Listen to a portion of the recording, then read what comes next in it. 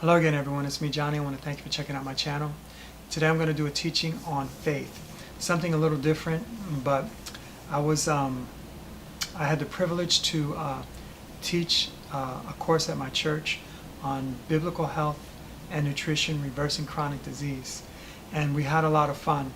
And I taught from the spiritual aspect of it as well as from the nutritional aspect of it. And people had a lot of fun. And one of the stories they had fun with was this story about Abraham and Lot.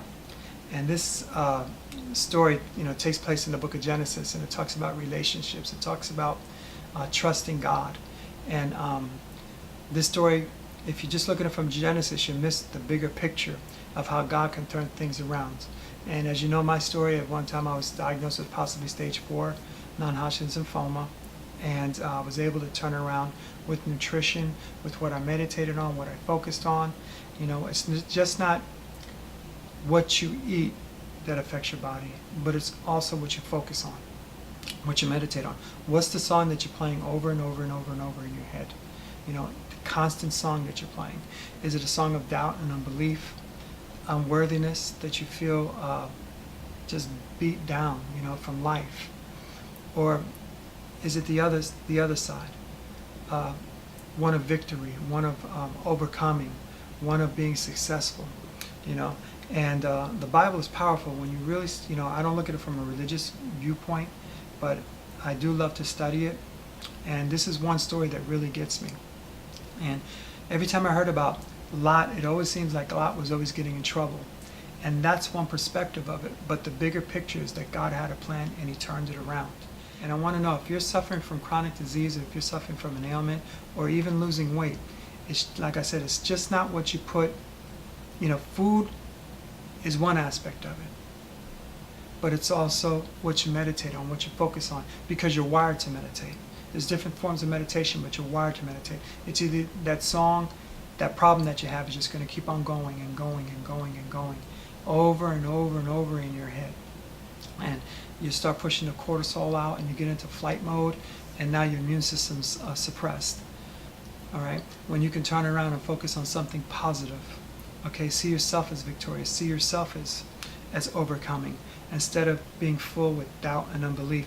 And in this story, it's real critical, because relationships play a part in this story as well as play a part in your life. And you can either hang around with those people that want to encourage you, that want to bless you, that want to help you get on to the next level, or you can choose to deal with those people who run you down, just drain your battery with all the strife and all the drama that they bring into your life. And the faster that you identify those people in your life that do nothing but bring problems, the faster it is that you can deal with them real quick, and just stay away from them, because they have that negative vibe. They don't have your best interest in mind. And so this story we're going to pick up in Genesis. I'm just going to hit on tidbits, and we're going to have some fun. I hope you enjoy it. All right, Genesis 12. I'm going to just go right through it. All right. Now the Lord said unto Abraham, Get thee out of thy country, and from thy kindred, and from thy father's house, unto the land that I will show thee. And I will make of thee a great nation. All right. I will make of thee a great nation. 1, I will bless thee. 2, I will make thy name great. 3, and thou shalt be a blessing. 4, and I will bless them that bless thee. 5, and I will curse them that curse thee. 6, and in thee all the families of the earth shall be blessed. So sevenfold blessing. Another teaching some other time. All right. So I'm going to continue to read. So Abram departed as the Lord had spoken unto him, and Lot went with him. All right. The question is, who you let tag along with you? Is it people that are going to help you, or people just going to cause strife and make you miserable? All right. Here the scripture says that Lot went along with him. And then you get into verse 5 that says Abraham, I guess in a nutshell, was packing up, and he took Lot with him. All right. So Abraham was 75 years old when he departed out of Haran. Now, there's each episode that goes along where the relationship that Abraham had with Lot brought strife, brought just drama into his life. All right. So we know that in Genesis 13, they were both so prosperous that the herdsmen started to fight and battle, over the land. And so Abraham came to Lot and said, Lot, listen, why don't you choose where you want to go, the land where you want to settle down in, and I'll go the other way. Okay, and mind you, God told Abraham that he was going to take him to the land he was going to show him. It was going to be his inheritance. All right, so here comes Lot, and he takes, I think, Jordan, the side of Jordan, the plains of Jordan, which was real fruitful at that time. All right, so that's incident number one. Incident number two, all right, we know that in Genesis 14, we have where Lot got kidnapped. So Abraham had to go and rescue Lot, and this is when the kings Melchizedek appeared. And there's another teaching in this because it's really a family feud that was going on. But Abraham had to go and rescue Lot and bring him back. Okay, that's problem number two with this relationship.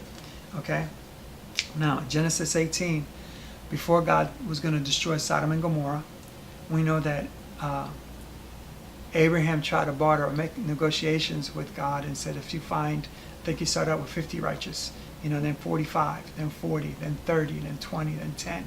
If you find 10 righteous people, I will not destroy Sodom and Gomorrah. So we know the outcome of that. All right. Now we have Lot on the run. Okay. So during this encounter or during this situation in Sodom and Gomorrah, Lot lost everything. We know that Lot was an elder. He said at the city gates, he knew what was going on in the city. So when God destroyed it, he saved Lot.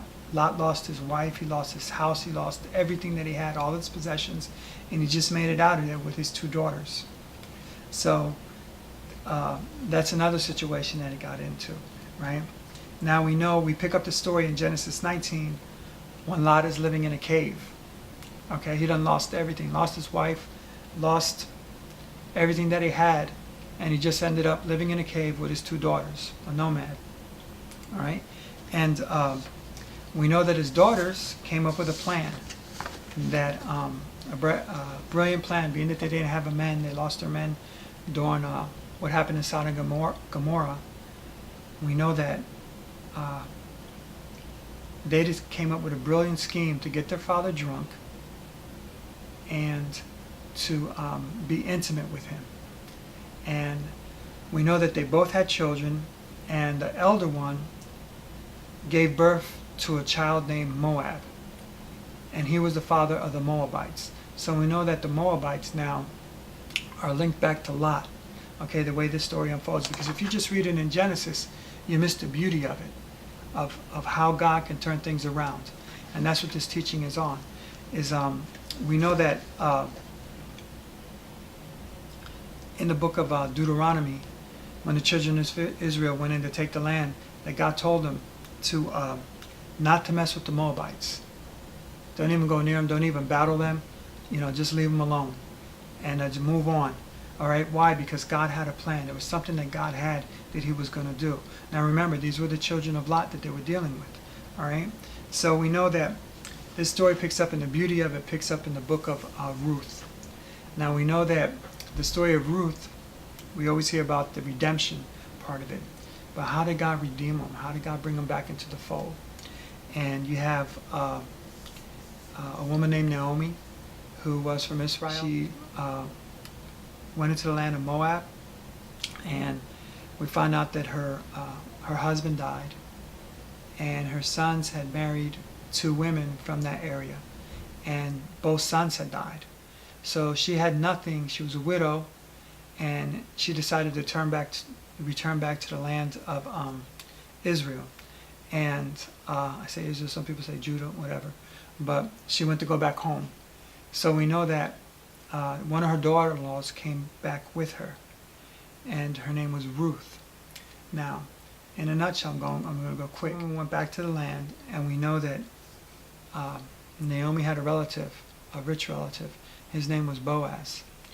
And so, in a nutshell, Boaz ended up marrying this Moabite, Ruth.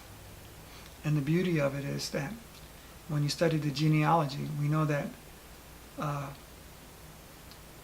this is going to be real quick, we know that Ruth gave birth to a son named Obed, right? Through Obed, okay, he gave birth to a son named Jesse. We know that Jesse gave birth to a son named David. We know that David gave birth to a son named Solomon. So you see the picture how God's turning it around, how he brought it back into the fold, how through incest, through Lot, through this relationship that Abraham had with Lot to bring him along with him, right? And if you just read the Genesis part, you'd miss the beauty of it, of how God brought it back into the genealogy. And we know that through this line, the Davidic line is the Messianic line, you know, and we know that Jesus Christ is part of this line, all right? And when you really focus on it, you really focus on, if God can do it for Lot, okay, he can also do it for you. And if you're suffering from cancer, if you're suffering from debilitating disease, and you think God can't turn it around, he can. But there's trust, there's faith, there's belief, there's steps that you have to take. You know, you have to detox the mind. Detox, well, really the mind's here. Detox the heart. Detox your gut. You know, all these things, you know, with nutrition, with positive thinking, with focusing on the right things and not on the negative things. Having healthy relationships with those that you love, and avoiding those that bring strife into your life, that will suppress your immune system and get you ticked off. You know, every situation is different.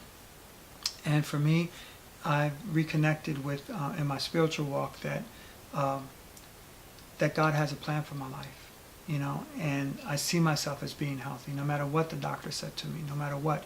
I prayed and gave me a plan, and here I am today, and I'm thankful for it.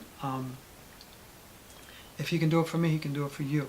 And if you look at this story, it's amazing the way God had a plan from way back then to turn things around. And you can focus on the negative parts, or you can focus on the good parts, and turn things around for your life. And I hope this blesses you. I know it's like real quick, but if you study the line of it, the genealogy of it, it's an awesome story, and you can read it for yourself, because there's so much more in there about the relationships that they had, and how God took Lot from tripping up and falling all over the place, it seems like, to where God turned it around and brought him back into his descendants, back into the Messianic line, which is amazing. I hope this blesses you. God bless, and take care.